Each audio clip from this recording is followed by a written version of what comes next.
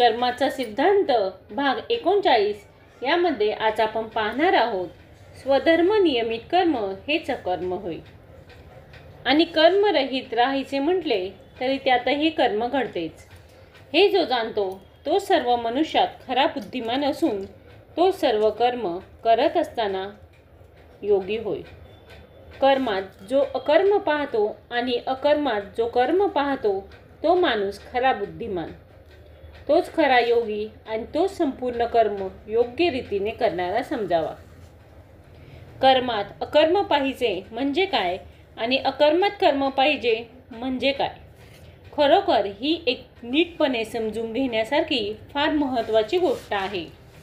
कर्मात अकर्म पहा ही सकृत दर्शनी विचित्र बाब वाटते. कर्मात अकर्म पाहणे याचा अर्थ असा की आपण अमुक कर्माचा करता आहोत हे माहीत असूनही मनात अशी भावना उत्पन्न होणे की मी हे कर्म केले नाही, माझ्या हातून ते घडले, मी केवळ निमित्त मात्र आहे, अशी भावना केव्हा उत्पन्न होईल? माणूस जर कर्म करण्याच्या वेळी स्वतः साक्षीभावाने राहिला, केवळ कर्माकडे द्रष्टापणाने पाहत राहिला तर अशा प्रकारचा भाव त्याच्या मनात उत्पन्न होईल. उदाहरणार्थ समजा तुम्ही भोजन करत आहात, अशा वेळी समजा की भोजन करत नाही, केवळ साक्षी भावाने मी पाहत आहे की शरीराला भूक लागलेली आहे आणि माझे हात आणि मुख यांच्या साह्याने शरीर भोजन करत आहे. मी केवळ साक्षी रूपाने भोजन क्रियेचा द्रष्टा पाहणारा आहे. या स्थितप्रत पोहोचणे तसे फार अवघड नाही, थोडे जागृत सावध राहणे जरूर आहे. स्वामी रामतीर्थ अमेरिकेत असताना एकदा रस्त्याने एकटेच चालत जात होते.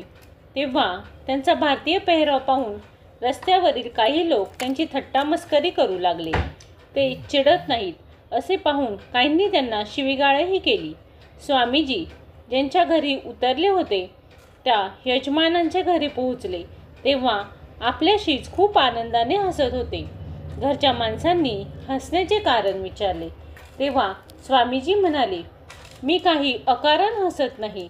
आज रस्त्यावरून येताना एक गंमत झाली. मी चालत होतो तेव्हा रामला त्यांना स्वतःला काही लोक भेटले आणि त्यांनी रामची थट्टा मस्करी केली.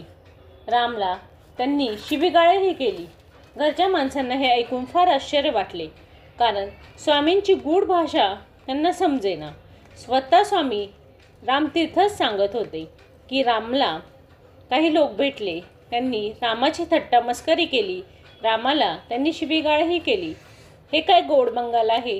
स्वामीजी पुढे सांगू लागले, जेव्हा लोक रामाला शिवीगाळ करत होते, त्याची मस्करी करत होते, टर उडवत होते, तेव्हा रामाच्या मनाचा थोडा वेळ गोंधळ उडाला. तो बावरला आणि अशा गोंधळलेल्या रामाला मी पाहत होतो आणि त्या शिवीगाळ करणाऱ्या लोकांनाही पाहत होतो. घरच्या लोकांना काही समजेना. ते स्वामीजींना म्हणू लागले, तुम्ही हे काय बोलत आहात? तुमची प्रकृती ठीक आहे ना? तुम्ही शुद्धीवर आहात ना? नशेत तर नाही? स्वामी रामतीर्थ म्हणाले, मी पूर्ण भानावर आहे, पण तुम्ही मात्र नशेत आहात. मी शुद्धीत आहे म्हणून तर असे बोलत आहे.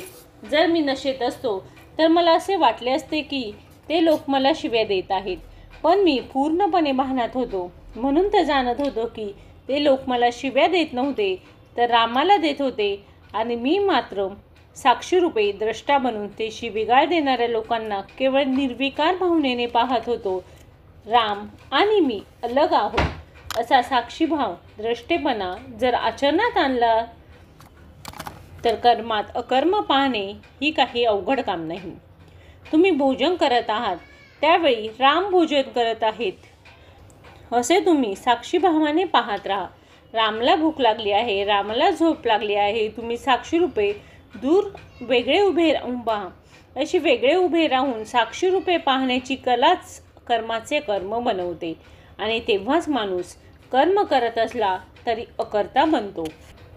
परंतु याहूनही कठीण गोष्ट भगवान सांगतात, अकर्मणी च कर्मय पश्येत. अकर्मात जो कर्म पाहू शकेल तो खरा ज्ञानी. काहीही करत नसता कर्त्यासारखे होणे भासणे पहिली गोष्ट समजायला तशी सोपी आहे की जर माणसात साक्षीभाव असेल तर कर्म आचरत असता असे वाटणार नाही की मी हे कर्म करत आहे, केवळ द्रष्टारूपे पाहत आहे.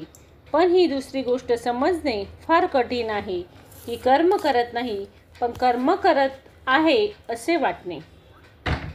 खरे पाहता जर प्रथम सांगितलेली गोष्ट म्हणजे साक्षी भावाने राहणे, द्रष्टा बनून राहणे ही स्थिती जर अनुभवता आली तर दुसऱ्या गोष्टीत सांगितलेली स्थिती स्वाभाविकपणे आपोआप प्राप्त होईल.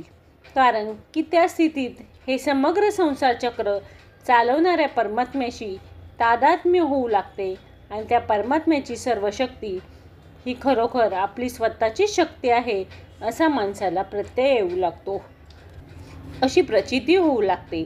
आणि या समग्र सृष्टीत जे जे घडत आहे ते करणारा अन्य कोणी नसून मी स्वतः सर्व करता करविता आहे असा भाव माणसाने दृढ होऊ लागतो.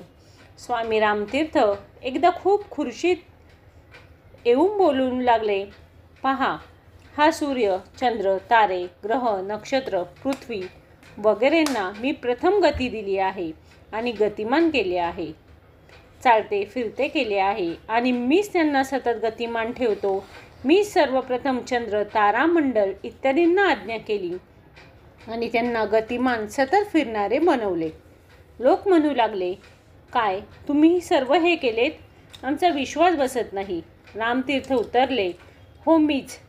मी म्हणजे या शरीरधारी रामतीर्थाने नाही तर याच्याहून अलग असा जो सर्व शक्तिमान मी आहे त्याने. याप्रमाणे आज जो साक्षीरूपे बसलेला आहे तो द्रष्टारूपे उभा राहिला तर त्याचे सर्व शक्तिशाली परमात्म्याशी तादात्म्य होते आणि काहीही न करता तो सर्व करतो. याचे नाव अकर्मात कर्म पाहणे. नंतर तो नुसता बसलेला असला तरी जणू सर्व करत असतो, हवा खेळवत असतो, वृक्षांना उगवतो, फुलांनाही तोच फुलवत असतो. वृक्षांखाली डोळे मिटून शांत बसलेला असला तरी पण तो चंद्र सूर्यांना चलायमान करतो. तोच पुरुष सर्व मनुष्यात बुद्धिमान असतो आणि तोच योगी संपूर्ण कर्माचा कर्ता असतो. कर्म घडवून आणतो. कर्म सहजरित्या घडते तेव्हा ते अकर्म होते. सहज स्वाभाविक कर्मालाच अकर्म म्हणतात.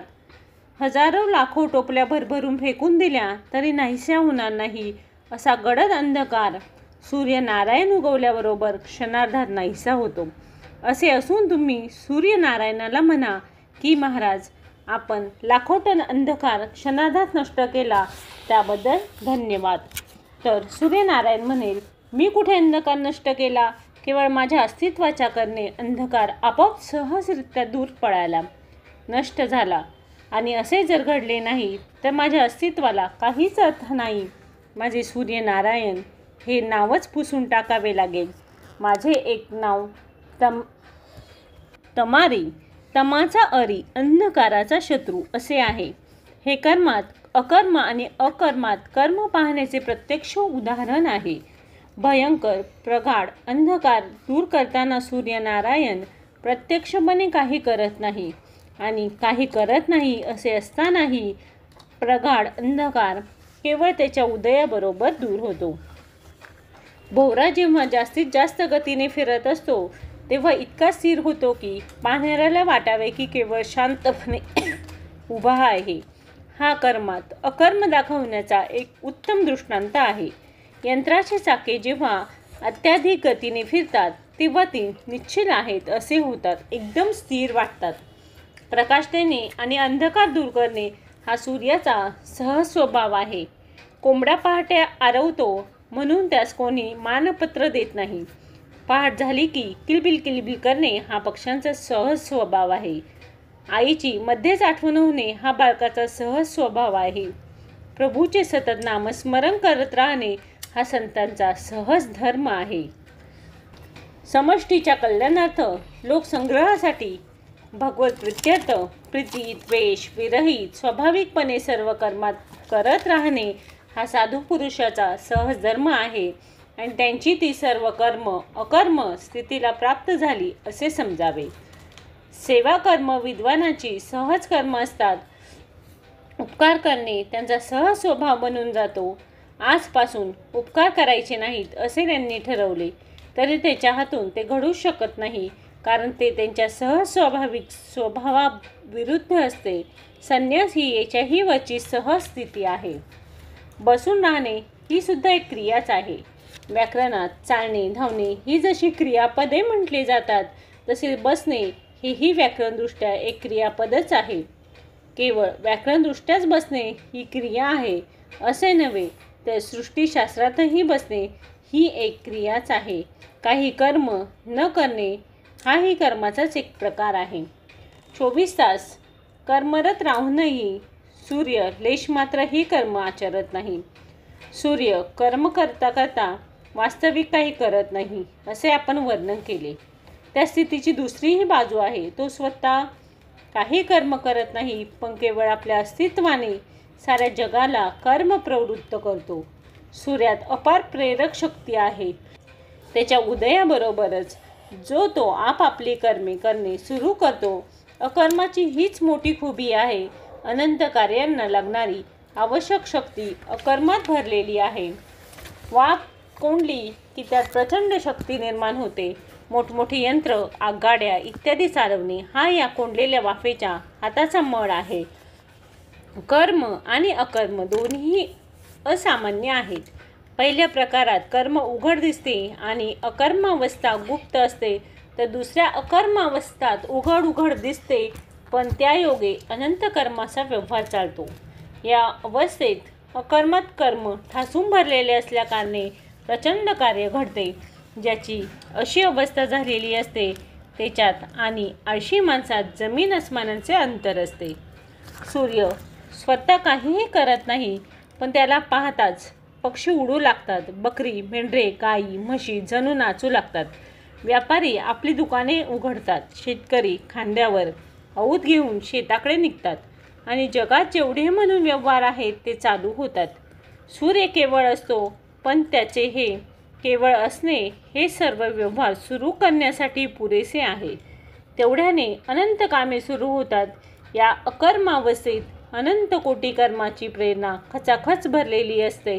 धन्यवाद. व्हिडिओ आवडल्यास लाईक करा, सबस्क्राईब करा.